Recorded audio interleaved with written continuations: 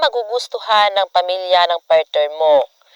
Ito ang mga dapat mong gawin para gustuhan ka nila. Una, ang pagiging magalang. Ang pagiging magalang ay isa sa mga tinitignan ng mga magulang kung anong klaseng tao ang jowa ng kanilang anak. Sa pagpapakita ng paggalang, plus point na ito na isa kang mabuting tao. Ipakita ang pagiging magalang hindi lamang sa mga magulang at kapatid ng iyong jowa, kundi sa lahat ng pamilya at mga kasama sa bahay na wala kayong pili-pili na galangin. Dapat nang sa gayon, alam nila na parte na yon ng pagkatao mo. Ano ba yung paraan ng pagpapakita ng paggalang? Kunwari, pagsabi ng po at upo. Ang una niyong gagawin kapag nagpunta kayo sa bahay ng iyong jowa ay hanapin ang kanyang ina at batiin ito.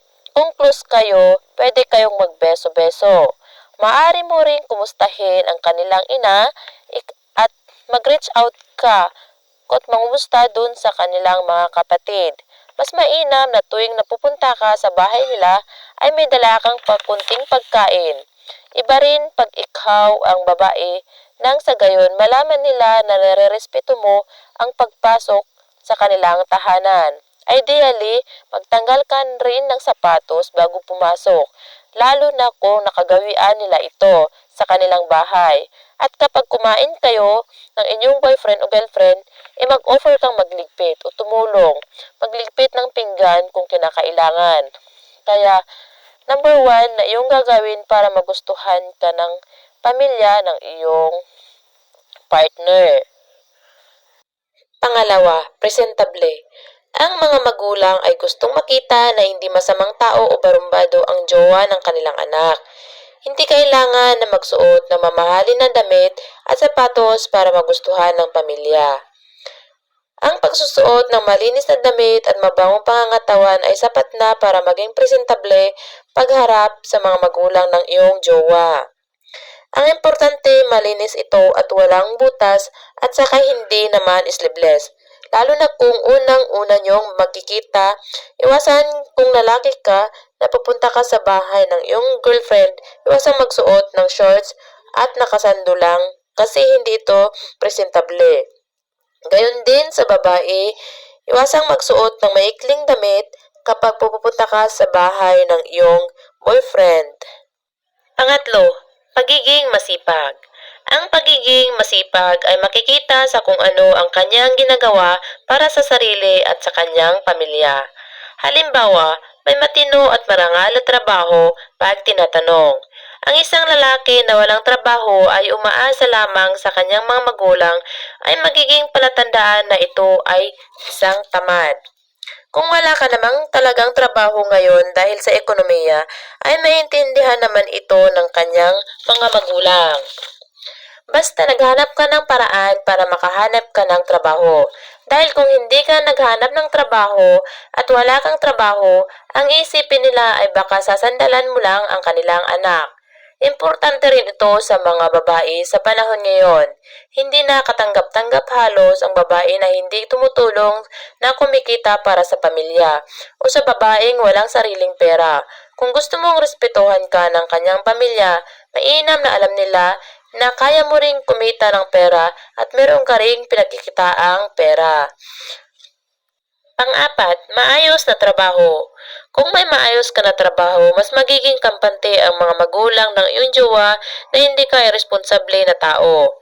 Hindi legal ang iyong ginagawa at hindi ka umaasa lamang sa iyong pamilya. Kaya mong tumayo mag-isa dahil may abilidad ka na magtrabaho at kumita ng pera. Matutuwa rin ang mga magulang niya pag napansin nilang masinop ka sa pera. Kunwari, alam nila na marunong kang magtipid at mag-ipon ng pera. Napaka-importante yon sa mga magulang dahil nagpapakita ito ng kaya mong tumayo sa sarili mo. Pang-apat, maayos na trabaho. Kung may maayos ka na trabaho, mas magiging kampante ang mga magulang ng iyong jowa na hindi ka irresponsable na tao. Hindi legal ang iyong ginagawa at hindi ka umaasa lamang sa iyong pamilya. Kaya mong tumayo mag-isa dahil may abilidad ka na magtrabaho at kumita ng sarili mong pera. Panglima, magaling na estudyante. Kung mag-aral ka pa lang, ang mga maayos na grado kapag tinatanong ay isang magandang bagay para sa mga magulang. Masasabi nila na masipag ka sa pag-aaral at may pangarap ka sa buhay. Hindi lamang pagbubulakbol ang iyong ginagawa. Kaya dapat galingan mo sa school para matuwa ang mga magulang ng iyong jowa. Pang-anim, may pangarap sa buhay. May mga magulang na gustong malaman kung ano ang plano mo sa iyong buhay.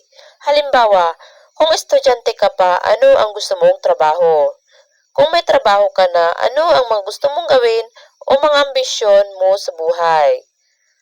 At ano din ang ginagawa mo para makamit mo ito? Kung titignan, mukhang job interview ito. Pero kapag naipapakita mo na may pangarap ka sa buhay, mas kampante ang mga magulang ng enjowa na isa kang maayos at mabuting tao. Pangpito, maayos makipag-usap. Nakakausap ka ng maayos at sumasagot ng matino sa pamilya ng iyong jowa. Minsan, magiging batayan ito ng mga magulang kung anong klase kang tao. Kapag mayabang, malalaman nila ito sa pamamagitan ng iyong pananalita. Reasonable ang iyong mga sagot at hindi ka nahihiya sa iyong sarili o sa mga pamilya kapag tinatanong ka. Pangwalo, may respeto sa kasintahan. Importante na maipapakita mo na pinapahalagan mo ang iyong kasintahan, na hindi mo pinapabayaan ang iyong jowa. Sa inyong relasyon, kayong dalawa ang nagbibigay desisyon at hindi lamang ikaw ang palaging nasusunod. Ginagalang mo ang mga kagustuhan at ayaw ng iyong jowa. Pangsyam, respeto sa mga rules ng magulang. Tinuturing nilang kayamanan ang kanilang anak, kaya ang ikabubuti lamang ng kanilang anak ang kanilang hangad. Kapag nagbigay sila ng mga rules sa iyong relasyon, galangin ito. Halimbawa, kapag sinabi nila na bawal mag-outing na kayo lang dalawa, isa pang halimbawa, kapag lumabas kayo at sinasabing alas 10 ng gabi dapat nakauwi na kayo, sundin ito at huwag suwayin. Kapag hindi ninyo ito nasunod, ay puno na pagdududa ang pamilya ng iyong jowa. May papakita mo rin sa kanila na pinapahalagaan mo ang iyong jowa pati na ang kanyang pamilya sa pagsunod at paggalang ng mga rules na ibinibigay sa iyo at sa inyong relasyon. Kaya dapat respetuhin ang mga rules ng kanyang magulang para makita nila ito na sincero ka sa kanila.